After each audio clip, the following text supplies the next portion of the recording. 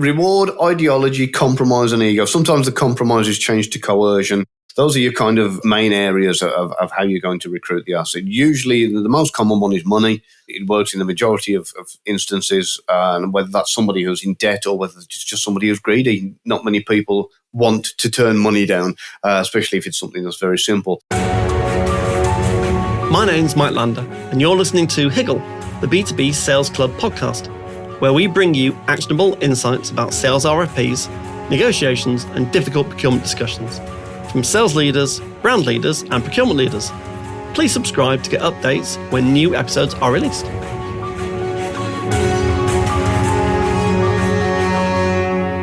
Gavin, thanks ever so much for joining me on Higgle, the B2B Sales Club podcast today. No problem. Thank you for having me. I'm really looking forward to this. So for our listeners, this is going to be a very different episode. So as you'll find out, Gavin's not got a traditional sales or agency or consultancy background. So we'll find out more about who Gavin is right now. So Gavin, who are you? What's your background? And something unusual about yourself. Certainly. So I've worked in intelligence for around about 20 years on and off. So that's one of my main backgrounds. I've written a best-selling book called How to Tell If Someone Is Lying, and I'm just starting my career path as an author. And as of last week, I've just gone up in the rankings from number 28 in the world to number 9 in the world body language expert. Wow. Okay. And I've never met anyone who's been an expert in body language before, so this will be fascinating. When you say intelligence for the audience, what do you mean by intelligence? So the traditional kind of intelligence agencies that most people are familiar with are going to be things like the CIA, MI6, MI5, KGB. Everybody's going to be thinking straight away of like kind of James Bond explosions and fast cars. Unfortunately, it's not quite like that for all of us. I wish it was. A few martinis maybe, that'd be about it. But yeah, what we're generally doing is we are approaching people who are in positions that have access to secrets from their country or secrets that we need, and we kind of recruit them is the term as an asset to be able to kind of get that information for us. Perfect. So let me start off with the first question. Mm-hmm. So how and why do the intelligence community use psychology and human behavioral science to elicit intelligence? Right. This is going to be the main reason why most intelligence guys end up going into sales. And it's because if you can get into, whether it's a foreign country or your own country, and you can talk somebody into breaking the law, committing treason, risking their life, all because you want something that they've got, and there's not much of a massive reward for them. You know, there might be a little bit of a financial gain or something along those lines, but if you can talk that person into doing it, then you end up, with probably one of the hardest sales that there is in the world. So what we do is we tend to get as much information on that person as quickly as possible in a very timely fashion to get used to what their motivation is.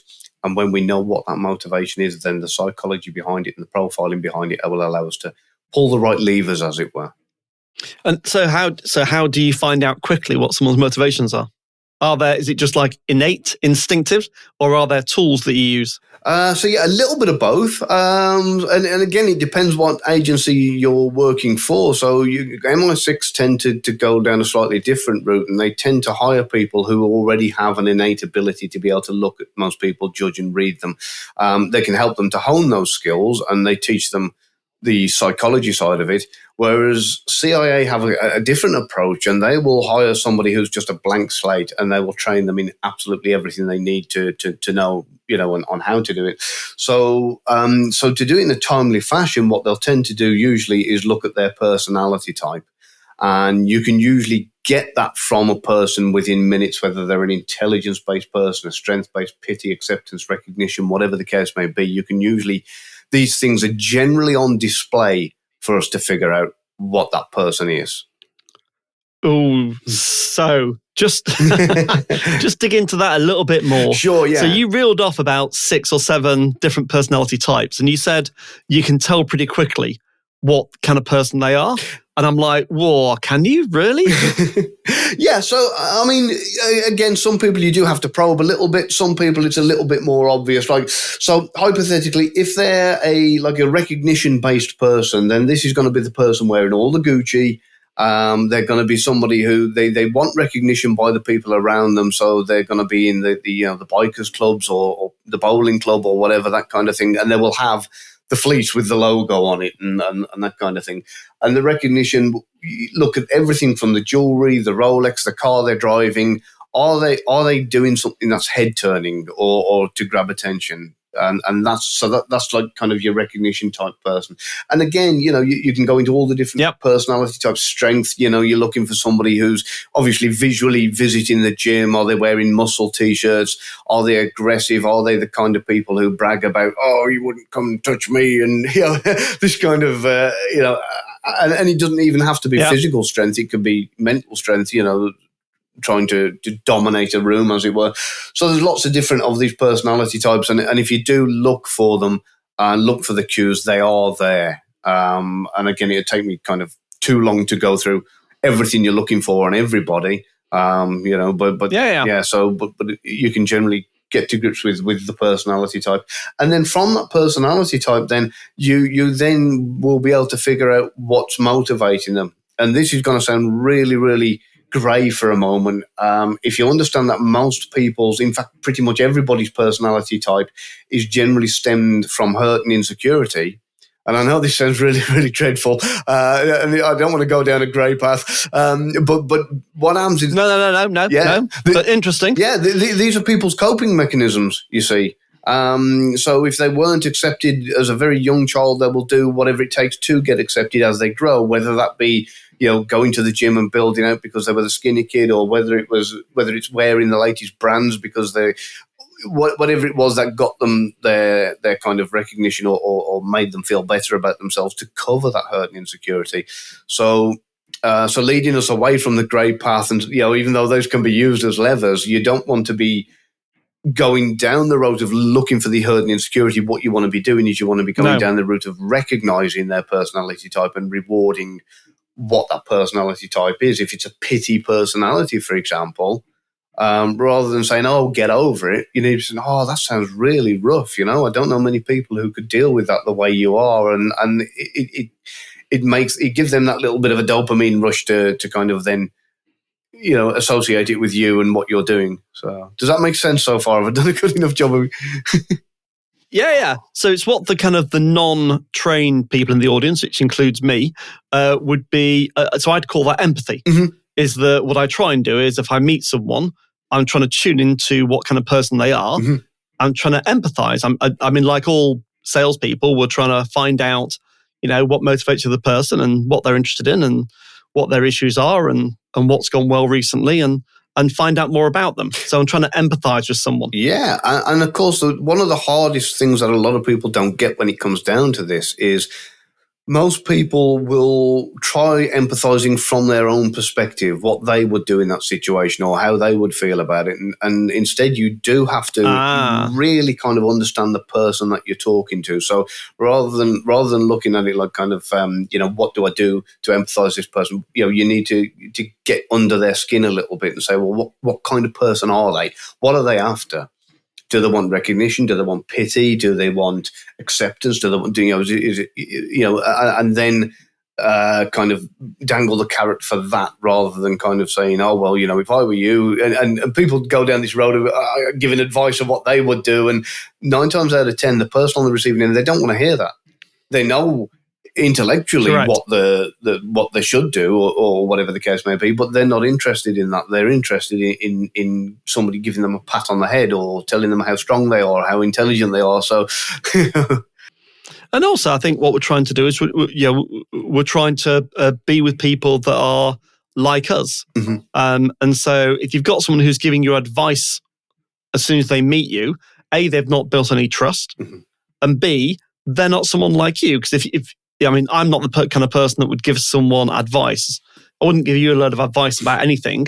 The moment I've met you, I'd never do that. No. If you ask me for advice around a particular situation where I've got expertise, mm-hmm.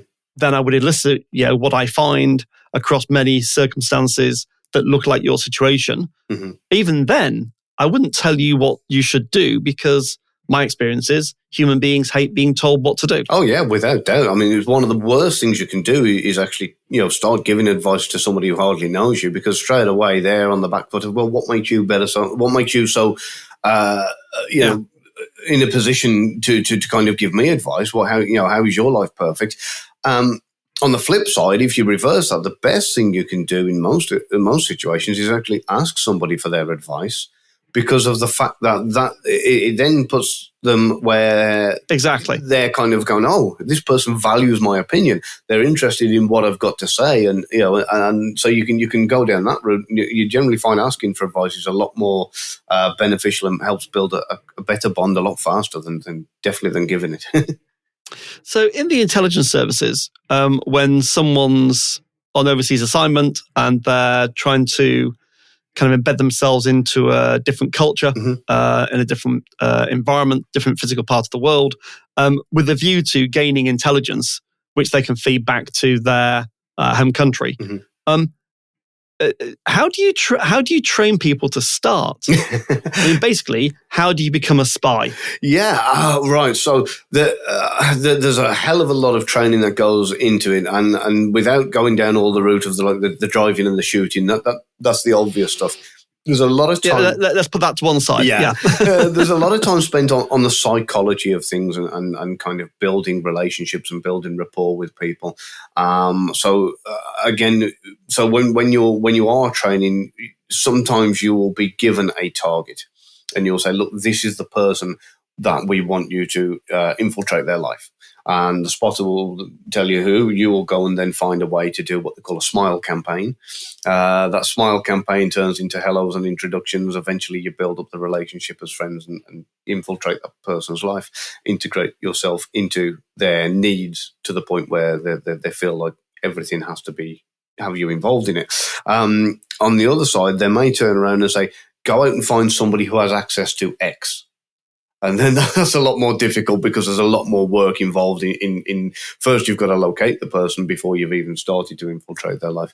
So a lot of the training, like I say, is worked around the psychology of how to build a relationship from nothing up to somebody who's going to be relying on everything for you.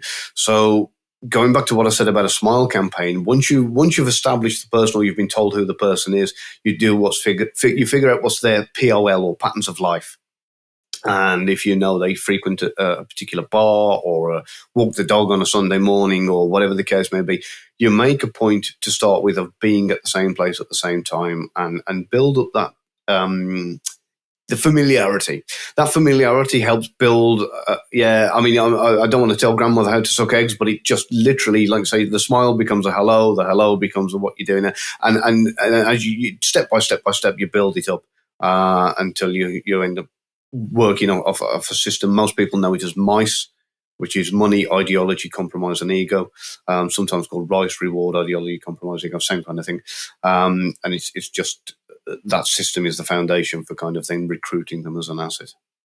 And so what was rice again? How does that work? Reward. So reward, ideology, compromise, and ego. Sometimes the compromise is changed to coercion, but the same thing. And those are your kind of main areas of how you're going to recruit the asset. Usually the most common one is money.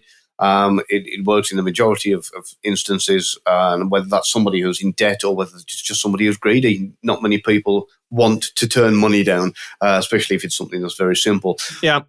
Ideology, again, everything from way back in the Cold War when it was Russia and we were trying to sell the idea of the better life in the West, right up to the Middle East, where there are certain living conditions that they've got that we wouldn't tolerate here amongst a certain community and demographics. Yeah. Compromise speaks for itself. I have a photo of you with somebody you shouldn't be with. Yep. And then ego is just like kind of pretty girl playing you a drink saying, oh, I bet you've got access to all kinds of secrets. Which, yeah. So how true was Tinker Tailor Soldier Spy, do you think, in terms of the way it portrayed that kind of whole spy community? It did a very good job. Let me think. I'm trying to think if there was any specific parts. It's been a long time since I've read the book. Yeah. Yeah. I mean, I remember at the time reading it and thinking, yeah, a lot of it is very like kind of true, because in the world of espionage, it's very different to the Hollywood layout of you have one objective, and it's Mission Impossible style. Let's save the world. We've got to switch something off or steal a file or whatever the case may be. And that one objective, you get it done, and it's game over, happy ever after. And that's not the case in the real world. A lot of the time we've got incomplete information. We never know whether we've done something that has made a difference, a slight difference, or a major difference. Sometimes we do. At the same time, it's sometimes can be a very slow and painful process. And that one objective is a fallacy. If we recruit an asset, it's somebody we want for as long as possible to keep getting as much information, so it's an ongoing relationship between the case officer and the asset. And I guess what I'm picking up is this still goes on. Oh, yeah. So this in the intelligence services, this is going on today all around the world. Mm-hmm. Yep, every single country, and every country is every country is doing it to every country, even the allied countries, which is crazy. Interesting. Okay. So, second question. Yeah. So, if we turn our attention now away from the kind of the intelligence and spy community and world into the kind of sales world, how can kind of commercial salespeople profile prospects, ethically, to understand their motivations and to influence them? What practical things could someone do when they're looking at selling to someone to profile those kind of prospects? Yeah, so I love the fact that I've always said to most salespeople that you're not selling a product, you're selling a dream. And if you're trying to get somebody to look at the schematics of something or the dimensions of something, you're doing it all wrong. Again, depends on which kind of industry you're in. I mean, real estate, for example, as far as I'm concerned, is one of the most wonderful and easiest things to sell in the world. It's something that if you can't sell a home that has every dream available in every room to a couple or whatever that want to buy that dream, then stop selling, stop trying. If you sell the dream, and it is very easy, like I say, with real estate, you can say to the person who is the decision maker or has the influence, imagine your family here. Imagine it's a beautiful day and the kids are playing in the garden, blah, blah. And so you're not saying it's got this and it's that far from the bus stop and it's this close to the amenities, and forget all that. They don't care about that. They want to see their family. They've got this vision of their family being happy in this home. And if you can sell them that dream, they'll justify it with all the other stuff. They might even make compromises. Yeah, exactly. In order to get the dream. Yeah.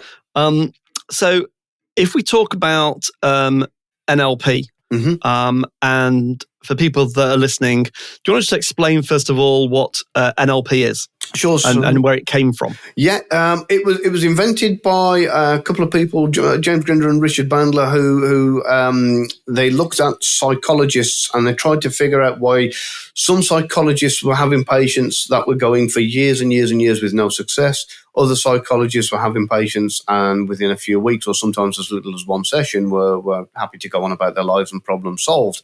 So what they did is they tried to figure out a success formula of what these psychologists were using to help their particular patients or subjects.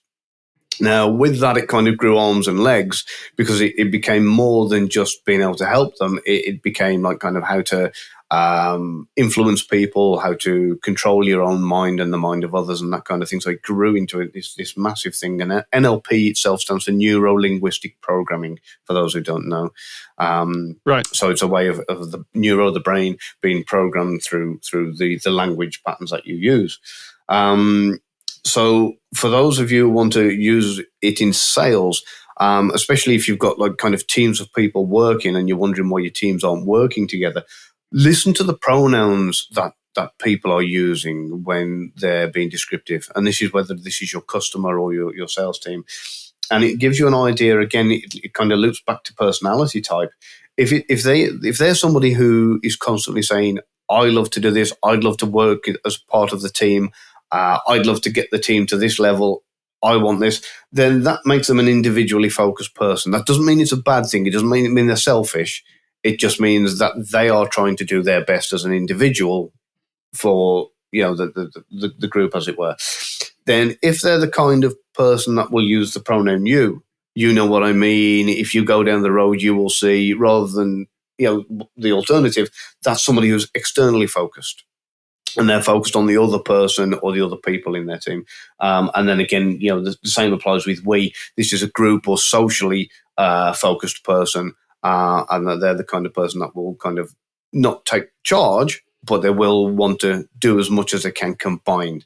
So that in itself will tell you that if you've got a group of people and say 6 of them, and you've got 5 who are externally focused and 1 that's individually focused, he'll pretty much be ousted or not liked in the group, and it'll result in conflict.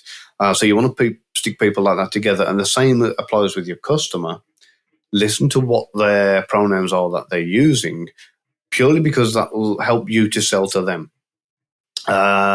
If you know how they operate, whether it's individually focused or externally focused, you can sell on that premise. And it's exactly the same if they are audible, visual, or kinesthetic people. So this is something, again, comes from the world from NLP. You probably know it better than I do. But if somebody is the type of person that will say... the VARC model. You see what I'm saying, do you see what I mean, look at things my way, then they're a visual person. If it's somebody who says you don't listen, you don't hear what I'm talking about, then they're an audible person. And again, using that same kind of language pattern will allow you to talk on the same wavelength as them, and it'll definitely help you to sell. Okay. And so this is it's about tuning into what type of person they are, how they communicate, and then tuning into and reflecting effectively their way of behaving. Talk about kind of reflection. So again, back in the day when I was taught selling many, many years ago, they touched on NLP and the good things and the bad things about NLP with salespeople and how it can be taken too far. Talk about body language. So you were saying earlier on that you're a recognized leader in the body language world. Do you want to first of all just talk about what is that world? What does it mean? What do you do? And then secondly, touch on a few aspects of body language that salespeople can easily use. In particular, reflection and how you can appropriately reflect and how you can inappropriately reflect behavior. Sure. So we'll start with the body language bit. So the body language community in itself, a great bunch of people, and it's not. There's no cutthroat competitiveness between the majority of us. We're all pretty good friends, and we all communicate together. So it's really, really great. And we all generally kind of will call each other up and say, "Hey, this happened today, and I think it means this. What do you think?" So we continue to learn even when you're kind of the best in the world. So that is something that even the guy who's at number 1, I talk to him regularly, and we still bat ideas around. So for me, obviously, it's been hugely useful in my world, because I need to know if somebody's showing signs of deception, and if they are, I need to kind of be aware of that, because the intelligence and information that I was gathering is obviously very, very critical. But for people in the world of sales, there are some useful things that you can learn, and I'll give you a few now. I will, however, say with the majority of body language, there is no one size fits all. So you have to do what's called baselining the person, and to understand what is normal for them and what they normally do. So for somebody, for example, who folds their arms regularly, it might not mean anything if they fold their arms while they're talking to you. But if somebody never folds their arms, and then you ask them a particular question and they fold their arms, then it could be a sign of deception or defensiveness. So good insight. Yeah, that makes sense. Yeah. So once you understand what someone's baseline is, then you can understand when they deviate from the baseline. Because you wouldn't be able to recognize the change if you hadn't already said, right, what's normal for this person in these circumstances. So as soon as you know what's normal, it's easier to spot what's abnormal. with that in mind, when I said there is no one size fits all, there are a couple of things which go for the majorities out there, which are things that you can look for. Number one of the biggest indicators that somebody wants to get out of there is their body might be facing towards you, but their feet aren't. So if their feet are facing the door and they're angled, usually it's like, I want to go. I know it actually probably sounds pretty obvious, but it really genuinely. I'd never thought of it. But yes, that's a good indicator. Yes. Yeah, and again, if you're at a social gathering or you're at a business venture or something along those lines, and there's two people talking, if you wander over and you're talking to you've kind of introduced yourself, hi, and these two people were having this conversation. If they start facing towards you, both slightly bladed, and you were to get a chalk and draw a line in between their feet, your feet, and the third person's feet, if it makes a letter Y, then that means you're welcome. I use it as a Y, you are welcome into this kind of conversation, as it were. So if you can imagine like like an upside down Mercedes symbol, if you were to do that line between, but if it's a letter T, then you're a letter T would be bad. Yeah, a letter T would be bad. I'm not going to say what I use for that for that particular one, but no. So yeah, if they carry on facing each other and make that T, capital T shape, then just say your goodbyes, and it might not necessarily mean they don't like you. It just might mean that the conversation they're having, they want to continue, and then they'd rather you not be, part of it, or don't want you to hear what they're exactly. So it might be subject, not the person. So that's one to kind of bear in mind, especially if you've approached a couple of customers and they're having a discussion about, say, they're about to buy a car, and you've walked over and said, do you want any refreshments or something? If they both turn to face you, then you can carry on the conversation and the sale. If they're still carrying on facing each other, and they say, no, we're good for a minute, thanks. Yeah. Turn around, wander off. They need a few more minutes. So, okay. And then the other one, a nice big one, if you're talking to your customer at any point and you're telling, they might turn around and say, oh, can you tell me what the miles per gallon is for this, please? And you turn around and say, oh, you know what, I'm not sure on the exact figures, but I know it's pretty good. And they put something in their mouth. Whether it's a pen, whether it's a ponytail, they've pulled it out, even their finger, whatever the case may be, anything that's inserted into the mouth, please don't go down a naughty road with this, but anything that's inserted into the mouth is a need for reassurance. So, okay. Yeah, so basically they might ask us something, they might ask about the reliability, they might ask about the efficiency, they might ask about the value over time, whatever the case may be. If you give them an answer and they suddenly start putting their finger in their mouth or something in their mouth, then there's that need for reassurance. You need to. They're looking for reassurance. Give that more attention. And again, I'm not sure where that comes from. I've had a couple of guesses in the past that it might be related to breastfeeding or pacifiers as a child. When as a baby, you need feeding or you need reassurance and comfort, and therefore you get the dummy, the baby's dummy, and it might be down to that. I don't know, but that's literally just an educated guess. There's no science behind that. So yeah, that's a couple of things. Okay. Kind of interesting. Take on board. So also talk about reflection. So just in the last few minutes, talk about how to appropriately reflect body language so that someone feels comfortable, and how to inappropriately reflect body language. Because this goes to the negotiation piece as well. So when people ask me about, when I'm doing negotiation skills training programs, they ask me often about the kind of the reflecting piece. Is it a good thing? Is it a bad thing? And I say, well, it can be both.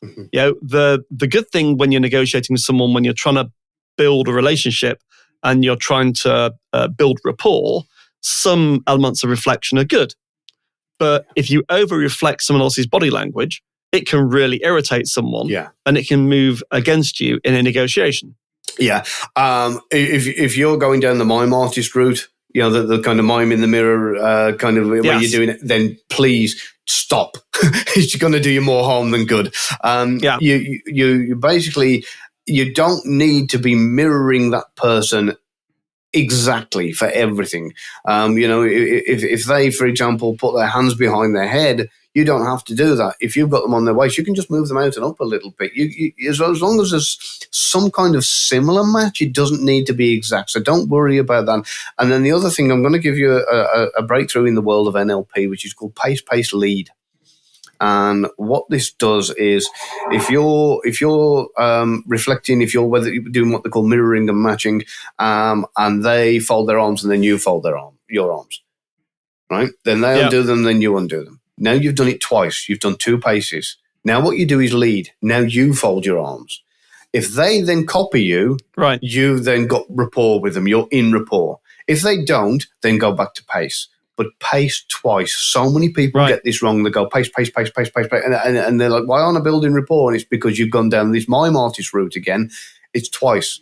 Pace, lead. And then, and what happens is you go from being in rapport with somebody to kind of, you've taken the lead and now they're matching to keep rapport with you. And it's a subconscious thing. So, and that's how you can tell. Yeah. And if the rapport is broken, then just go back again, just pace, lead, and job done. And you can keep that rapport in step, while you're going through the sales process. Very good. That's very interesting. And again, we're talking subtleties here. Mm-hmm. So if anyone's listening, going, "Oh, I'll try that out," it's to be done appropriately, and it is a subtle thing. Yeah, is that if they cross their arms, then immediately crossing their arms and looking at them, they're going to start to get a bit spooked. So I think it is, if I'm right, it's about subtlety in the way that you do it and appropriateness. Yeah, and of course it doesn't have to be a 100% match. It can be something where if they kind of sit back and they cross their legs in what I call the number 4 figure, if you know what I mean by that, where they've got like the kind of one leg up on their knee. You could simply sit back a little bit and cross your ankles. You don't have to. You don't have to be an exact. I know I've said this and I'm repeating this, but it just has to be somewhere in a similar region, just so there's some similar kind of movement to what you're doing to what they're doing. So you don't have to be an identical reflection. And what's the benefit, Gavin? So why should people think about body language? What's the benefit in any kind of relationship that you're building? Be it professional or personal, why is body language important? So, for with what you were saying there about the reflection side of it, that's something that it shows that you are like them, and if people think you are like them, it builds on that relationship of I'm not, people generally irrelevant to who they are. Like, I'm not a bad person, so if I'm not a bad person, he's like me, so he must not be a bad person. So therefore, you build that connection and that kind of rapport straight away, which is brilliant. In the world of like kind of outside of business and in relationships, for me, body language has been invaluable to know when somebody's feeling vulnerable, when somebody's feeling insecure, when somebody's being deceptive, hiding something. It really, really helps me, to kind of, whether it's my other half, whether it's my children, and I can see something's wrong, I can then go a little bit further and say, hey, is there something you want to talk about? Or, and I've just got that slight edge and advantage over most people who, can't quite. Yeah, exactly. No, but it's a very good point, Gavin, about young people, about children that we have, is that spotting the cues, and the cues are quite subtle in our children about when they're starting to feel just slightly uncomfortable about something, and trying to find out what that is a real skill. Yeah. Because if you confront them about, you don't look very comfortable, what's wrong? They clam up. Yeah. So you've got to find a way of spotting the cue and then tuning into them. Gavin, it's been amazing. Insights into the world of espionage and intelligence, NLP, body language. So where can people find out more about you? Brilliant. I'm on all the usual social media sites. Gavin Stone Author on Facebook, @AuthorGavin on Twitter. I have a YouTube channel, which is Gavin Stone Author, and I get a lot of friends from the intelligence community, from like CIA, MI6, KGB. We all chat about stories from the field. And if anybody wants to contact me with regards to any kind of training or anything like that, I'm on LinkedIn. And the books I've done are on, well, pretty much everywhere, but primarily on Amazon. Very good. Gavin, it's been a real pleasure. Thanks ever so much for joining us on Higgle, the B2B Sales Club podcast. Thank you very much for having me on. Thanks for listening to Higgle, the B2B Sales Club podcast series with your host, Mike Lander. Please subscribe so that you'll catch all the next episodes.